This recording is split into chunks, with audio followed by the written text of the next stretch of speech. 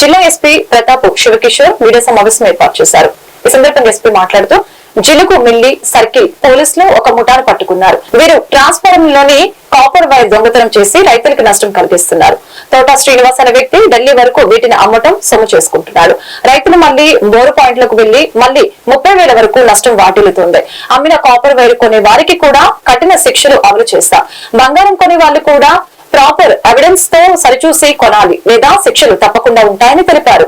బుట్టాయిగూడెం, జిలుగుమిల్లి వంటి ప్రాంతాల్లో ఈ దొంగతనాలు ఎక్కువగా జరుగుతున్నాయని తెలిపారు. సుమారు 400 కేజీల వరకు పోలీసులు రికవరీ చేశారని ఎస్పీ తెలిపారు.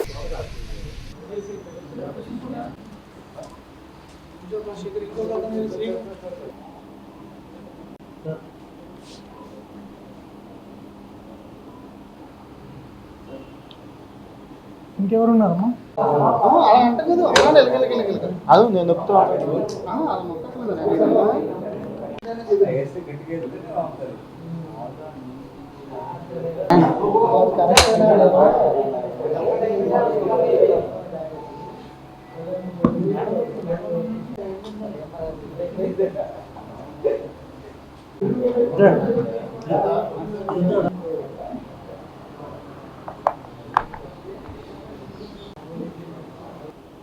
సర్కిల్ పోలీస్ అందరు కలిసి ఒక మంచి ముఠాను పట్టుకున్నారు.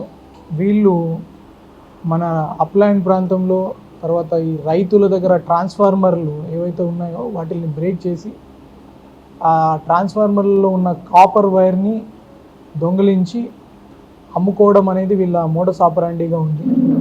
దీనికి సంబంధించి వీళ్ళ మీద మన జిల్లాలో కలిపి మన జిల్లాలో ఒక 40 కేసుల వరకు వీళ్ళ మీద ఉన్నాయి. వాటందరికీ సంబంధించి ఇంతవరకు దొంగతనాలు చేసిన వాళ్ళని పట్టుకోవడం జరిగింది టెక్నాలజీ యూజ్ చేసి. ఈ కేసులో 5 మంది ముద్దాయిల్ని ఈ కేసుల్లో మనం ఈరోజు అరెస్ట్ చేయడం జరుగుతుంది. దీంట్లో ఈ గోపు కిరణ్ అనే వ్యక్తి, కొనుకుమాటి నరసింహారావు, షేక్ హుస్సేన్, ఈ ముగ్గురు మేజర్ గ్రూపు.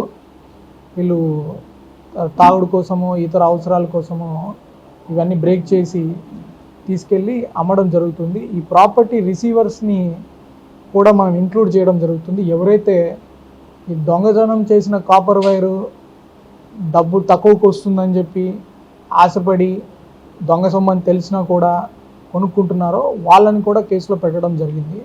వీళ్ళందరూ కలిసి ఈ తోటా శ్రీనివాసరావుకి అమ్మే వాళ్ళు. ఈ తోటా శ్రీనివాసరావు మళ్ళీ అది విజయవాడకి చెందిన ఈ సతీష్ కని అమ్మి అది అక్కడి నుంచి ఇది ఢిల్లీకి పంపించేవాళ్ళు. సో ఈ మొత్తం చైన్ని కూడా పట్టుకోవడం జరుగుతుంది. So this is all an example అందరికీ.